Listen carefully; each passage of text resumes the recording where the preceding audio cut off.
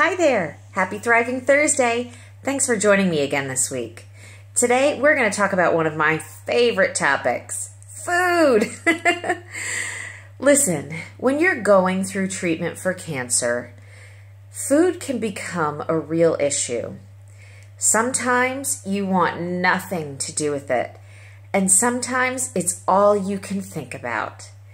And it's really important that we think about the kinds of food that we're putting in our bodies while we're going through cancer treatment and then long after that as well. There were lots of things that surprised me as I went through treatment, and a lot of things that I found out along the way that I really wish I'd known early on or even beforehand. So those are going to be the key things that we talk about today. Number one, a really simple way to help get your taste buds going and make you really want to eat something is to surround yourself with the smell of cinnamon. Cinnamon essential oils, cinnamon sticks, cinnamon cloves boiling in water in your kitchen can all be great instigators for an appetite that's struggling. So that's a really simple and useful trick if you are experiencing a difficult time getting the food that your body needs to stay strong. Make sure you try that easy step. Now, if that doesn't do it for you, there are certainly other things that you can look into, like acupuncture for one. I've heard lots of people have had really positive experiences using acupuncture to help them deal with things like appetite and sleep as they're going through cancer treatment. Another thing that I want to talk to you about is chemotherapy and antioxidants. Now, antioxidants are amazing things that kill free radicals in our body, and that's wonderful most of the time. However, when you're going through chemotherapy, your oncologist will likely advise against you having really high amounts of antioxidants. So there are definitely people out there that talk about, the benefits of juicing during cancer or increasing your intake of certain nutrients and foods. However, it is important that you're not increasing the intake and starting to eat new and different foods that are going to interfere with the medical treatment that you've chosen. So make sure before you're making any dietary changes that you consult with your oncologist to make sure that it's not going to have a negative impact on your treatment. Now, the next thing I want to talk about is a little bit complicated, but really, let's just break it down and make it easy. See, there are certain foods that can help stop or disrupt the onset of something called angiogenesis. Now, angiogenesis is a process that occurs in your body normally, naturally, all the time. It's when you're developing new blood vessels. It's that simple. But when we're talking about a tumor in your body and it's developing new blood vessels by which it's going to feed and grow, that's a process you probably want to disrupt.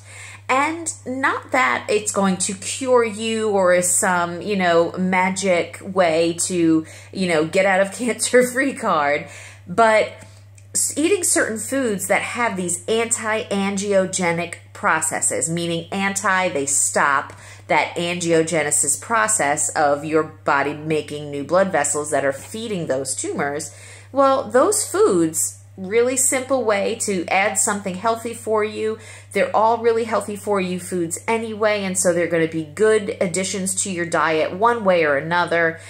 Certainly not harmful unless you're allergic to them, but they are definitely things that you can easily incorporate and then you can feel good about because you're helping your body work against what the cancer is doing. So just a few of those foods off the top of my head.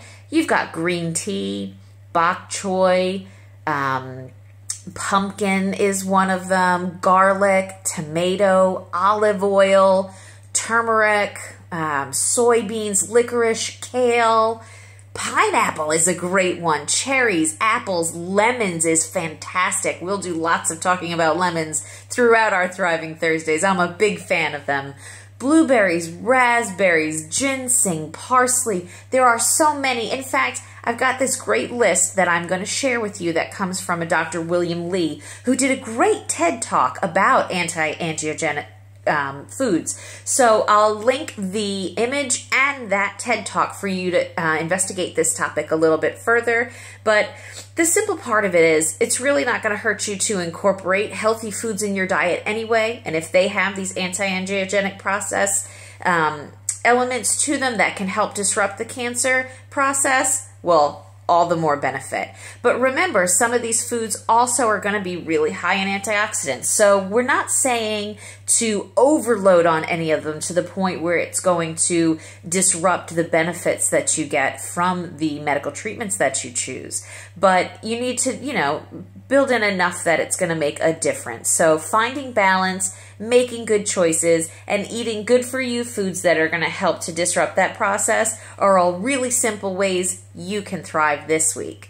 As always, make sure you're checking with your oncologist, your physician, a nutritionist, or registered dietitian before making any major changes to your diet. But we're happy to help share some of the great information that's available out there so you too can thrive. I hope you have a great week. I'll see you next time. Bye.